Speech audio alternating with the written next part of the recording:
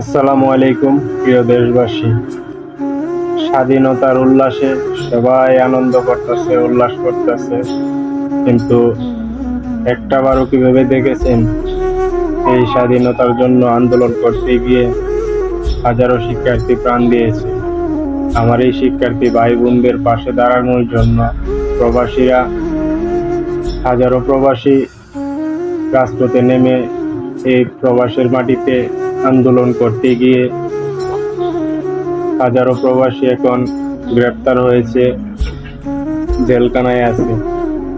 কিন্তু আমার প্রিয় ছাত্রছাত্রী ভাই বোনেরা স্বাধীনতা পেয়ে আনন্দে উল্লাস করতেছে।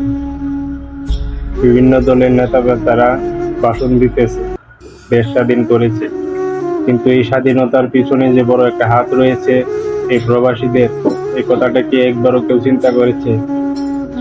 এই প্রবাসীরা রাস্তায় নেমে আন্দোলন করেছে, রেমিটেন্স বন্ধ করে দিয়ে সরকার পতনের মূল একটা অবদান রেখেছে। কিন্তু এই প্রবাসীরা অনেকেই গ্রেপ্তার হয়ে জেলখানায় আছে। কেউ তো বলে নাই এ পর্যন্ত যে প্রবাসীদের মুক্তি চাই। এই প্রবাসীরা দেশের মানুষকে স্বৈরাচারের হাত থেকে মুক্ত করার জন্য কত আন্দোলন করেছে, কত কষ্ট করেছে। দেশের রিমিটেন্স পাঠায় নাই, পরিবারের সাথে এক সপ্তাহ যাবৎ কথা বলতে পারে নাই। এই প্রবাসীরা কি সারাটা জীবন দিয়েই যাবে? দেশের মানুষের কাছে কিছুই পাবে না? আমি দেশের গণ্যমান্য ব্যক্তি যারা আছে সবার কাছে এর একটা সুস্থ বিচার চাই, এবং প্রবাসীদের কি করবে, যারা গ্রেপ্তার হয়েছে তাদেরকে কিভাবে উদ্ধার করবে, কিভাবে মুক্ত করবে। শুধুমাত্র সোনার বাংলাদেশের জন্য ছাত্রছাত্রী ভাই বোনদের হত্যা করেছে, এই কারণে প্রবাসের মাটিতে তারা আন্দোলনে নেমেছে। এই আন্দোলনে নামাতে তারা গ্রেপ্তার, জেলখানায় আছে। স্বপ্ন পূরণ করতে প্রবাসে এসে দেশের মানুষের জন্য, দেশের মানুষকে স্বাধীনতা ফিরিয়ে দেওয়ার জন্য এই প্রবাসও আন্দোলন করে গেছে, রেমিটেন্স বন্ধ করে দিয়েছে।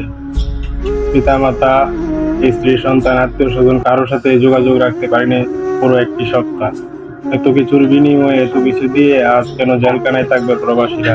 এই প্রবাসীদের মুক্তির জন্য এখনো পর্যন্ত কেউ কোনো উদ্যোগ নেয়নি, কেউ একটিবার বলিনি যে আমার প্রবাসী ভাইদের মুক্তি চাই।